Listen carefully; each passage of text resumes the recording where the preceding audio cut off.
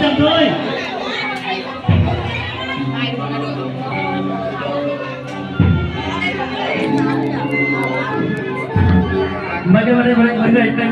Mời người. Từ từ 10 người thôi. 1, 2, 3, 4. Mình lên đây được cái này. Không, cái bên này. Không, đừng có nói chuyện gì.